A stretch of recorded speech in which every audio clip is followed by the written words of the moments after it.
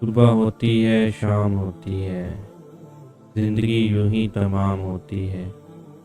انسان کی زندگی ایسے تین پہلوؤں پہ مشتمل ہے جس کو وہ گزارتے گزارتے آخر تک کا سفر طے کر پاتا ہے۔ بچپن، جوانی اور بوڑھاپا، یہ تین ایسے پہلو ہیں جو انسان کو آخرت کے مقام تک پہنچاتے ہیں۔ بچپن کا دور ایسا معصوم دور ہوتا ہے جس کا نظام ہی ایسا بنایا گیا ہے کہ انسان جنم لیتا ہے تو دو بازو اس کو تھامنے کے لیے بےتاب ہوتے ہیں۔ ماں کی ممتا اس کی خوراک پورا کرنے کے لیے اس کے منہ میں خون و جگر نچوڑنے کو بے قرار ہوتی ہے۔ باپ کے کندھے اس کا بوجھ اٹھانے کو ہمہ وقت تیار اور مستعد رہتے ہیں۔ پیار کرنے والی نگاہیں، اٹھانے والے ہاتھ، لوریاں دینے والے بازو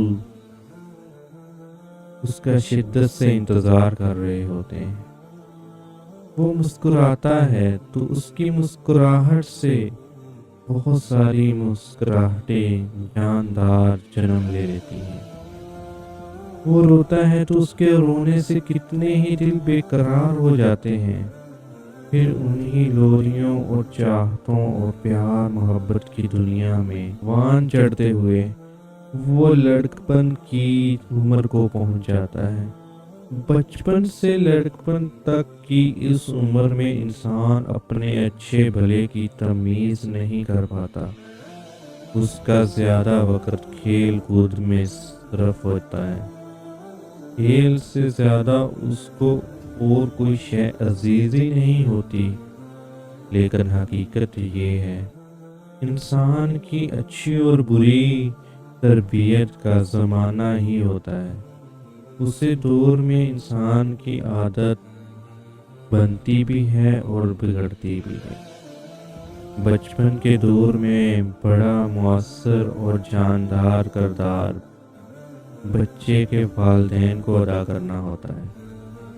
بچپن کی نوشو نما سے لے کر ابتدائی تعلیم تک کی نگرانی، نگہبانی اسلام نے ماں باپ کو سونپی ہے، کیونکہ زندگی کے اس دور میں بچے کا ماوی اور مجھا مرکز راحت و آرام، دکھ سکھ، تکلیف، سب کچھ کل کائنات ماں باپ ہی ہوتے ہیں۔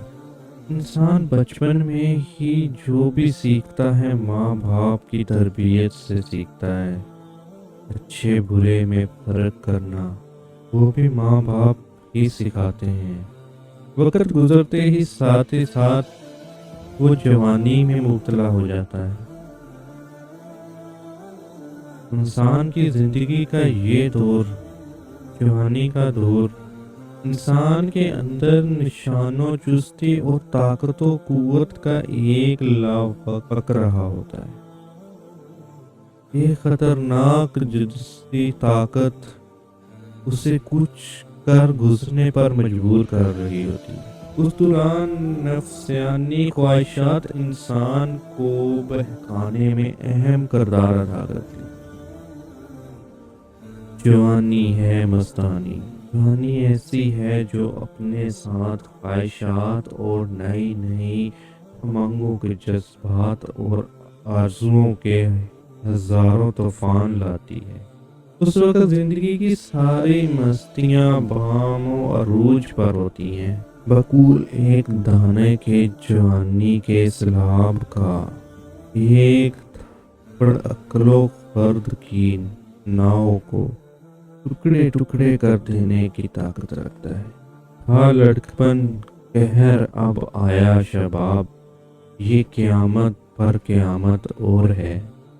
اس دور میں انسان کو ایک ایک قدم پھونک پھونک کر رکھنے کی اشد ضرورت ہوتی ہے۔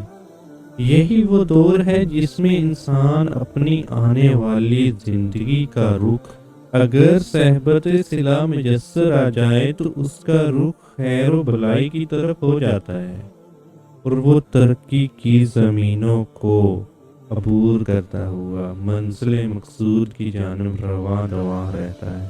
متانت و سنجیدگی، امانت و صداقت، دوستان الہی کے ساتھ نرم خوئی، حسن تربیت اور راست گفتگو اور اخلاق جیسے فضائل و محسن سے آستہ پر آستہ ہو کر ملت کی ترقی اور معاشرے کی اصلاح کے لیے مثال قائم کرنا سر انجام دیتا ہے۔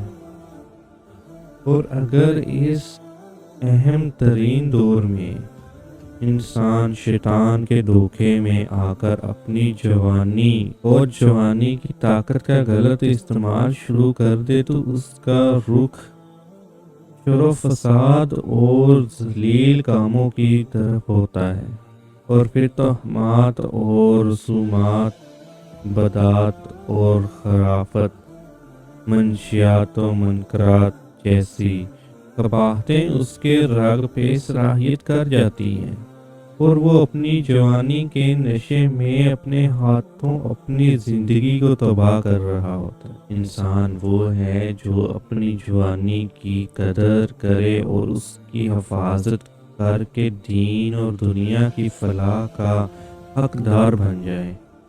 اللہ تعالی ہم سب کو زندگی کے اس اہم دور کی حفاظت کرنے کی توفیق عطا فرمائے۔ گزرتے وقت کے ساتھ ساتھ پھر بڑھاپا شروع ہو جاتا ہے۔ انسان کی زندگی کا یہ دور ابتدا عمر کی 40 بہاریں گزرنے کے بعد ہوتی ہے۔ اس سے قبل تک انسان کی زندگی جو اس میں شمار کی جاتی ہے، اس دور کو بہار کے بعد خزاں کا زمانہ تصور کیا جاتا ہے۔ اس دور میں ساری انسانی تمنائیں آہستہ آہستہ دم توڑ جاتی ہیں، اس کی ہمت مدھم ہو جاتی ہے، دنیاوی خواہشات کا سلہ دھیرے دھیرے ٹوٹ کر بکھرنا شروع ہو جاتا ہے، موت کا سایہ دن بہ دن اسے اپنے قریب کر رہا ہوتا ہے، اسے محسوس ہوتا ہے سفید بال چہرے اور ہاتھوں کی جھلکیاں اس کا موت کا پیغام سنا رہی ہوتی۔ بڑھاپے کا یہ دور گھٹن اور تکلیف دہ دور ہے۔ اس دور میں انسان کے قوائے عمل بوسیدہ اور اعضاء جوہر شل ہو کر رہ جاتے ہیں۔ اس دور کے دوران انسان دوسروں کا محتاج ہو جاتا ہے۔ انسان کی زندگی کے یہ سارے پہلو ایک ایسا اس کو وقت دیتے ہیں جب وہ نوجوان ہوتا ہے۔ نوجوان کے بغیر آج تک کوئی تحریک کامیاب نہیں ہو سکی اور نہ ہو سکے گی۔ انہیں نوجوانوں کی وجہ سے قومیں بنتی ہیں، انہیں کی وجہ سے بگڑتی بھی ہیں، ملک آباد ہو کر ویران بھی ہوتے ہیں، انہی کی وجہ سے معاشرے کی تعمیر بھی ہوتی ہے اور تہذیب بھی۔ در حقیقت نوجوان قوموں کی ملت کی طاقت و شہد، طاقتور ریاستوں اور وطن کے کارآمد ذرا ہوتے ہیں۔